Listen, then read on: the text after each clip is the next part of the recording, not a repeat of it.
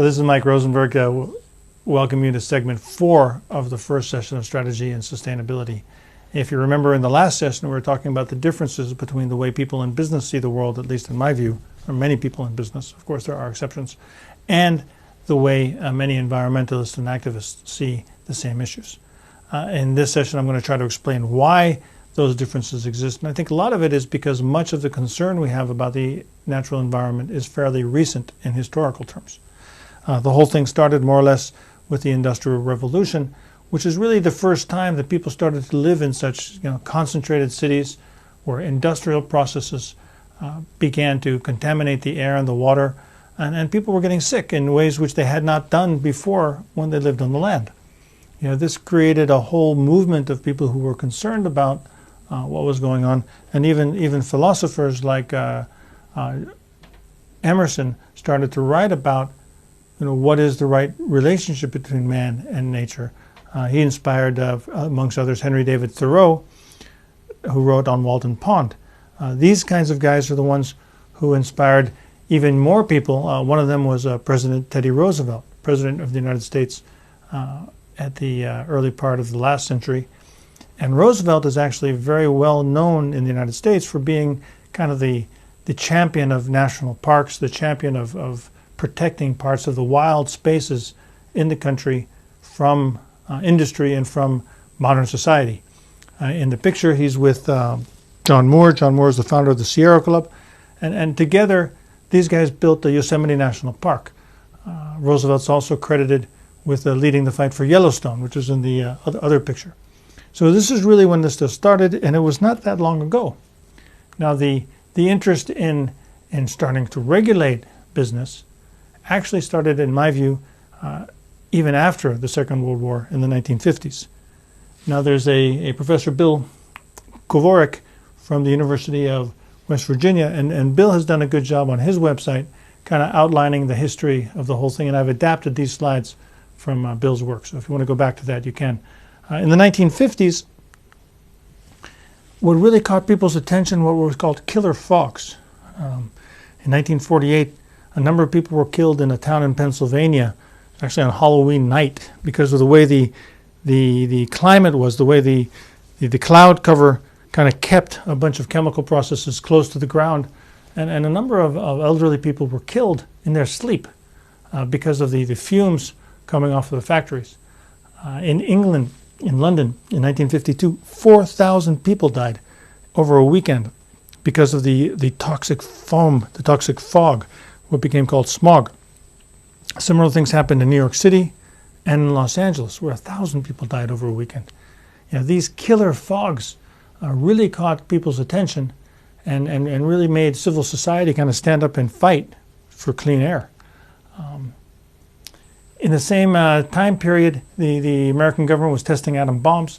The last atmospheric test in the Bikini Atoll, this test killed one Japanese fisherman, but poisoned many others, and really caught people's attention as, is this really what we ought to be doing, sending bombs off in the atmosphere? There was another case from Japan, actually, where they found that the Chiso Chemical Company had been dumping mercury in the bay, and a Japanese doctor went into this in some depth and finally found about 3,000 children had terrible birth defects because of the mercury poisoning of the water.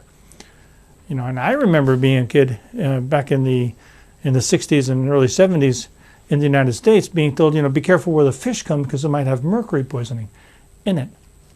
This is when people started to pay attention to these things. They started to ask their political representatives to do something about these kinds of problems. So in the 60s, a lot came to head with the publication of a book by a woman named Rachel Carson in 1962.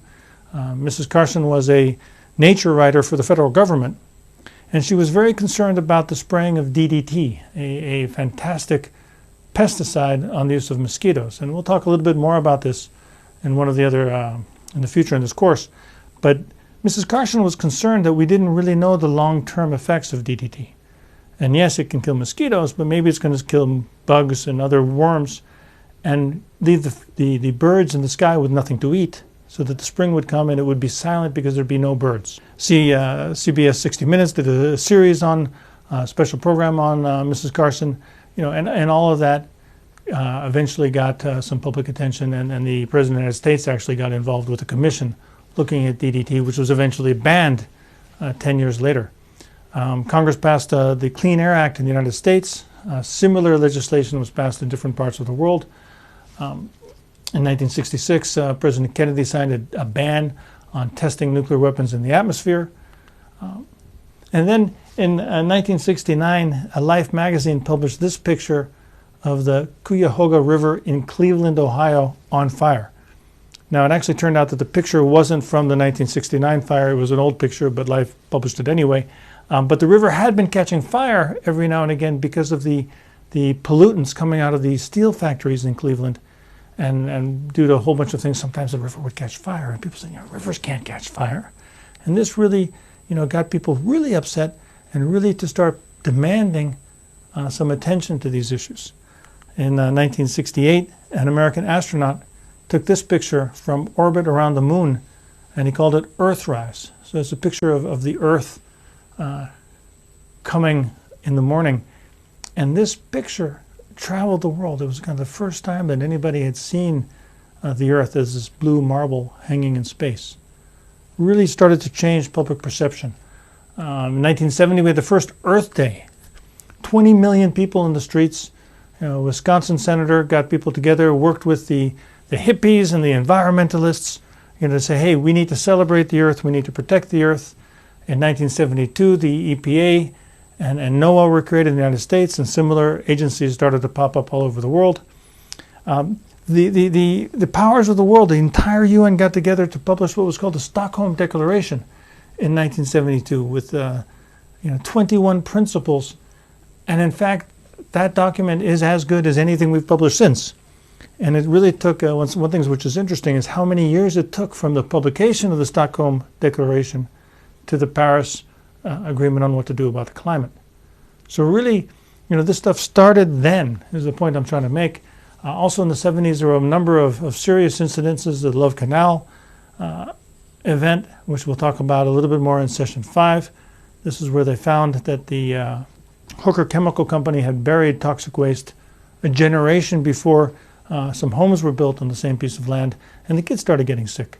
3 Mile Island was a nuclear power accident, and in Seveso, Italy, there was a release of toxic nerve gas, which killed a bunch of cows, unfortunately no people.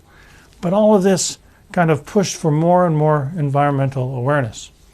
In the 1980s, there was the issue was the hole in the sky from ozone, and eventually the Montreal Protocols were signed, which phased out CFCs around the planet, which is an example of when civil society demands action, government, industry, and civil society can actually work together to do something. Also in the 1980s, there was a horrific accident at a Union Carbide facility in Bhopal, India. This was a pesticide plant, and depending upon whether who you want to read, there was an incident when a cloud of toxic gas was released, which killed somewhere between 8 and 20,000 people, because over time a village had grown up around the plant, and a devastating accident. Union Carbide said it was sabotage. The Indian government has said it was negligence, and in fact that issue is still unresolved. Chernobyl happened in the 1980s. Immediately after Chernobyl, there was an explosion at the Sandoz chemical plant, releasing 30,000 tons of pesticide into the Rhine River, and it turned red, killing fish for hundreds of kilometers upstream or downstream from the plant. But another good piece of good news at that time was a convention on the elimination of toxic waste around the world, so that you would stop taking your toxic waste from one country and moving it to another country. This is a boat which was caught in that operation. So as you can see, things are starting to emerge. There's starting to be some consensus that this is something that needs to be done about. For the last 20 years, really the central problem has been global warming. This is just a cartoon. I like the cartoon. It's about the IPCC, or the Intergovernmental Panel on Climate Change, which was created by the UN to look at global warming. And they've been publishing 5-year reports for the last 20 years, more or less, basically saying that global warming is a problem, we need to do something about it, and we really should start working on it. That's pretty much the story. Finally, I think it was in the 21st meeting of the parties that they finally agreed to do something in Paris last year. So, there's progress, but really the critical issue that I want to make is that all this stuff is relatively recent, and it comes in waves. So in the 60s and 70s, it was all about air pollution and water pollution. Civil society was demanding change. That change eventually got to politicians. The politicians eventually wrote the laws and then built the agencies which would administer those laws. The same thing happened in the 90s and 2000s about safety and consumer protection. In the last few years, it's all been about climate change. What's important to understand from a business perspective, however, is that these things happen in the world, people get upset, people pass laws, agencies get created, and bureaucracy gets in place, and then never goes away. So one layer gets added to another layer, gets added to another layer. And if we think about the future, the best guess is there's going to be more of this stuff than less.